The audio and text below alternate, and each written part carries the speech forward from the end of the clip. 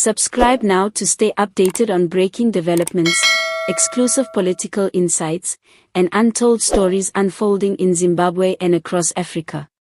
Don't miss a moment, hit that subscribe button and ring the bell for notifications. In the twilight of leadership, a man must choose legacy over position. These were the opening words of President Emmerson Dambudzo Mnangagwa as he addressed the nation in a televised statement that will be remembered for decades. It was an evening cloaked in history, a solemn tone echoed from the marble halls of State House in Harare. Cameras rolled, journalists leaned in, and millions watched from homes, offices, buses, and cafes across the country and abroad. What followed was not just a political speech, it was a farewell layered with emotion, reflection, and a quiet defiance, the kind only seasoned statesmen can deliver. President Mnangagwa began by thanking the people of Zimbabwe, the ruling ZANU-PF party, and the security forces for their unwavering support during his tenure. His voice carried both weight and grace as he acknowledged the challenges the nation had faced under his leadership, from economic instability, sanctions, and drought, to pandemic hardships and public scrutiny. Yet, he remained resolute in his belief that the nation had made meaningful strides toward sovereignty, modernization, and infrastructure development.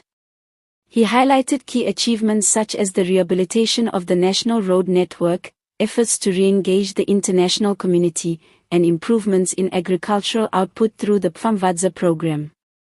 The path was not without thorns, he admitted. But together, we cultivated hope from hardship. Then came the unexpected, his announcement that he would not be seeking re-election and would be stepping down, effective at the end of the current parliamentary term. Mnangagwa explained his decision not as a result of pressure or failure, but as a strategic and moral choice. Leadership is not about holding on to power until the last breath, he said. It is about creating space for renewal, for fresh ideas, and for Zimbabwe to thrive beyond the shadows of its past.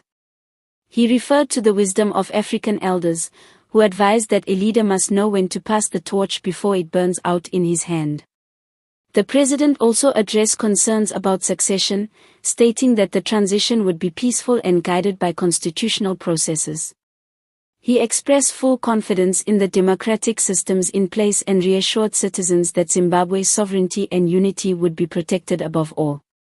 He touched on his hopes for the future, a Zimbabwe where dialogue replaces division, where innovation is encouraged, and where the youth lead not only in energy but in policy and purpose.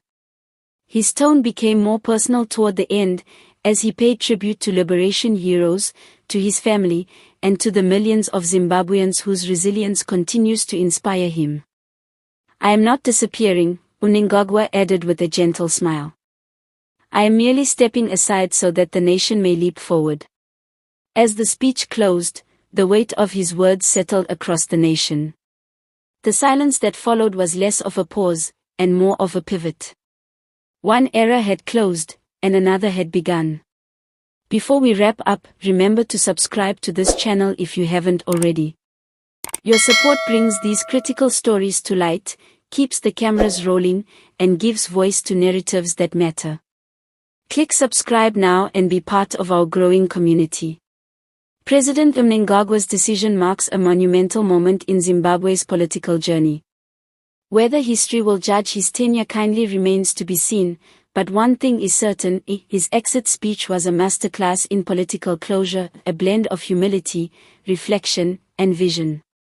Zimbabwe stands at a crossroads once more, and the next steps will be watched closely, not just by Zimbabweans, but by the world. Stay tuned for more updates, reactions from opposition leaders, and analysis on what this means for Zimbabwe's future.